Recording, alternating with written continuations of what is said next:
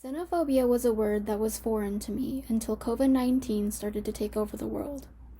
Although I had heard of words similar to it, such as racism, prejudice, and discrimination, I had never heard of disliking certain groups of people as a phobia. Once the coronavirus started to take America by storm, I started hearing little snippets in the news and through online articles about Asian Americans who were verbally and physically attacked simply for being Asian. These attacks were all fueled by the belief that it was the Chinese fault that coronavirus came to America, and suddenly, all Asians were lumped into being Chinese, and thus being at fault. This news even started to get to me, as my friends and I expressed worries about going to public places, and whenever we did, we were always mindful of the stares we could feel burning our bodies just because we were Asian. My video today is not meant to point fingers at who started the coronavirus, but to bring to light the injustices faced by Asian Americans amidst a scary pandemic that is affecting them too. By defining what xenophobia is, delving into its history in America, and providing people stories who were attacked for being Asian during COVID-19, I hope to educate my viewers on and illuminate the unfair treatment that Asian Americans are facing and why we should stop it. So first, what is xenophobia?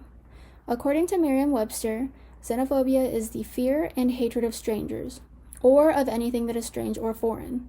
However, due to the high levels of xenophobia being displayed towards Asian Americans, UC Berkeley's University Health Services published a document stating that xenophobia was the fear of interacting with those who might be from Asia and guilt about those feelings. This statement from such a prestigious university is significant because it shows the extensiveness of the xenophobic feelings towards Asians in America during the coronavirus. Xenophobia towards Asian Americans is not a topic that is new to the United States. To highlight the history of xenophobia towards Asians in the U.S., I'm going to talk about two important historical moments: the 1882 Chinese Exclusion Act and the Japanese internment camps. According to Christopher Wolf's 2015 article on the Yellow Peril of Chinese Immigration, the Chinese Exclusion Act of 1882 was enacted to ban all Chinese from coming to America, with certain exceptions for merchants, teachers, students, travelers, and diplomats. In his article, he quotes Professor Erica Lee from the University of Minnesota stating that this was the first time in U.S. history that a group was singled out for exclusion based solely on their race and class. Although the ban was initially on immigrants, it soon spread to cover all ethnic Chinese, and later on became the catalyst for eventually banning all Asians from the United States. According to Wolf in 2015, the ban was based on the idea of Chinese and Asian immigrants being seen as the yellow peril, which is a concept that the Chinese and Asian immigrants were going to take over jobs from Americans and overrun their country. In the end, the Exclusion Acts were not repealed until 1943 by President Franklin Delano Roosevelt, 61 years later after their initial beginning. Although the Exclusion Acts ended, the United States was not done singling out Asian Americans. According to History.com in 2020, the Japanese internment camps were established by Franklin Roosevelt during World War II through Executive Order 9066. This order forced people of Japanese descent from 1942 to 1945 to be interred in isolated camps in America. The cause of this order was in reaction to the bombing of Pearl Harbor. For explaining their motives, the government said that these camps were created with the intent to prevent espionage in the United States by the Japanese. However, to prevent this quote-unquote espionage, they treated Japanese Americans the most uncivil way. According to History.com in 2020, about 1,300 Japanese community religious leaders were arrested for no reason, and these unwarranted arrests continued up to the relocation of the Japanese into camps. To qualify for relocation, you only had to be 1/16 Japanese, and your age did not matter, as children under 10, the elderly, and the handicapped were moved without remorse. Some of the relocation areas included reconfigured fairgrounds and racetracks, where people were put into horse stalls or cow sheds that were not meant for human habitation. To end this injustice, it took a brave woman named Mitsue Endo to bring it to the Supreme Court in 1945, where in Endo versus the United States, the Supreme Court urged President Roosevelt to close the camps, for which he obliged. Although xenophobia was thought to be a demon of the past, the current president and citizens of the United States are starting to participate in it again in response to the coronavirus. I am not involved in politics, however, I believe that the fact that Trump called coronavirus the Chinese virus only sparked the racism and hate towards Asian Americans. For the president to put the blame on a group of people only leads his followers to place the blame on them too.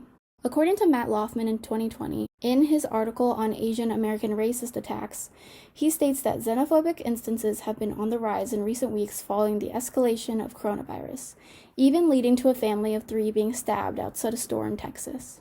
This horrific example of xenophobia is only one of many and shows what humans will result to when reacting out of fear, uncertainty, and hate.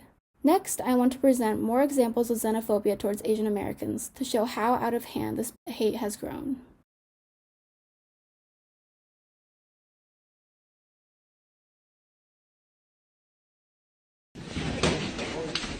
Racism in the time of pandemic. A young woman wearing a mask is attacked in a subway station.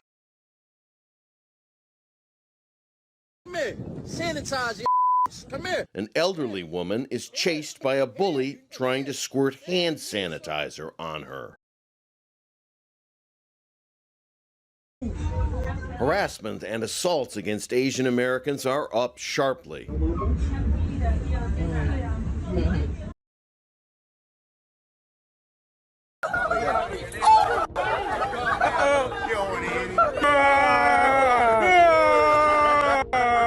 I hate Asians. Look, he's scared, OG. Crack his. You hear that? Get your ass. Man, hey, go get your kids, man. Go get your kids, man. Go get your kids, man. Don't be scared. Go get your kids. Go get your kids. Oh, yeah. He just robbed your dumb ass. Go get the kids. He said, get the fuck off of him. Get your ass. He said, get the. You better go get your kids. That nigga made a good honey.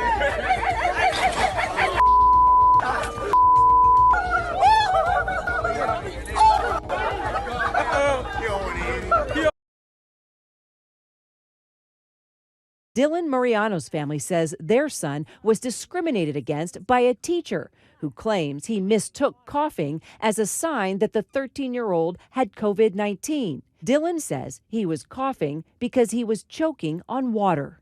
This was the first time that I've ever felt I was being treated differently for being Asian. Dylan and his family saying other non-Asian students in his class don't face the same type of treatment. The school district not responding to our requests for comment. He actually said to me, he goes, all the other students who are coughing, they don't get sent out, but they're not Asian. According to an article by the Anti-Defamation League in 2020 that lists coronavirus-related anti-Asian incidents, on March 17th in New York City, a 13-year-old boy spat at a 59-year-old Asian man and allegedly said Chinese people have COVID-19. The same boy attacked the same man again on March 10th in a similar incident. The incident that I mentioned before happened on March 14th in Midland, Texas, where a Burmese man and his 2 children, who were 6 and 2, were attacked and stabbed at Sam's Club by a 19-year-old man who thought that the family was Chinese and infected with coronavirus. On March 29th in the Bronx, New York, 3 teenage girls harassed and used an umbrella to attack an Asian woman, saying, "You caused coronavirus." On April 4th in Edison, New Jersey, a group of juveniles surrounded an Asian American woman and attacked her with racial slurs before punching her in the back of the head. And then finally, on April 15th in Newton, Massachusetts, a high school advanced placement Chinese class that was held on Zoom was disrupted by individuals who targeted the students and teachers using racial slurs and loud mock Chinese, and posting vile hate-filled images. Overall, these incidents show the level of disrespect that people of all ages, backgrounds, and genders have for innocent Asian Americans.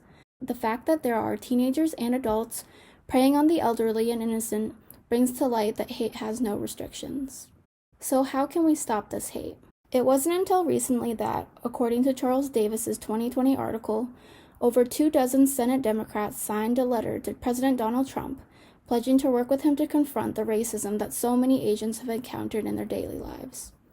Also announced only a few days ago, according to Rebecca Coral's 2020 article, Peninsula Conflict Resolution Center is sponsoring a virtual conference where other community activists can discuss protecting Asian Americans from hate crimes. To me, the way that we can stop this hate is to be informed by the hate. Be informed about who is causing the hate, why they are causing the hate, and how Asian Americans are responding to this hate.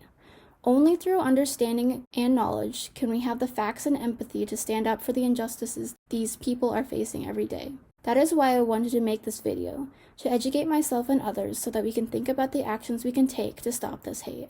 By providing the definition of xenophobia, its historical background in America, and providing the current racist issues that are happening today, I hope that I made my viewers aware of the unjust trials our fellow American citizens are facing. Although there is no knowledge or control with the coronavirus currently, there is always control of our own actions and the way that we treat other people.